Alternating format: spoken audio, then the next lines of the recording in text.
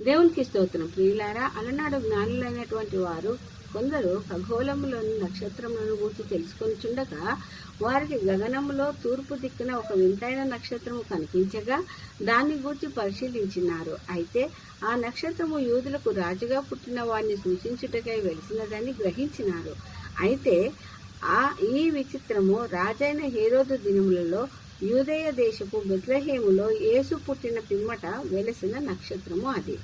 అయితే దాని పేరు ఆయన నక్షత్రము. దీనిని మనము మత్తయి 2:2లో చూస్తాము.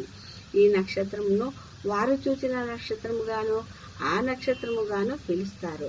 అయితే ఈ ఆయన నక్షత్రము ముందు నడిచేదిగాను దారిని చూపేదిగాను మరియు గురి గమ్యములను లక్ష్యములను కలిగి ఉండి జ్ఞానులను సరి అయిన మార్గంలో శిశువు నొద్దకు నడిపించింది. మరి ముఖ్యంగా ఆయన ఎక్కడున్నాడని తెలుసును కాబట్టే జ్ఞానులకు ముందుగా నడిచి శిశువు ఉండు స్థలమునకు వచ్చి ఆగింది. అదే విధంగా ఆయన నక్షత్రము దారి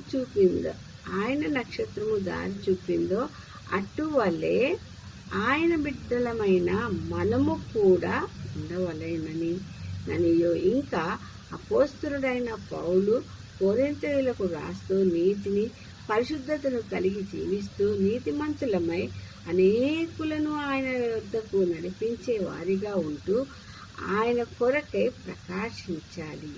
అయితే ప్రియులారా, నక్షత్రాలను దేవుడే సృజించినాడు మరియు వాటికి పేర్లను పెట్టినాడు, సంఖ్యను నియమించినాడు.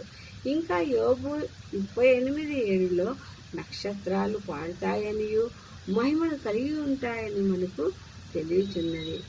అలాంటి మహిమను మనము కలిగి ఉండాలి. ఏ విధంగానైతే మోషే ముఖము మహిమను కలిగి ఉన్నదో, బాప్తిసమిచ్చు యోహాను అతడు మండుచున్న దీపమై ఉన్నాడని పిలువబడ్డాడో, ఇలా ఎంతో మంది ఉన్నను ప్రకటన 1:6లో చెప్పినట్లు మనల్ని ప్రేమించుచు తన రక్తము వలన మన పాపముల నుండి మనల్ని విడిపించిన ఆయన ఎంతో మహిమ గలవాడు.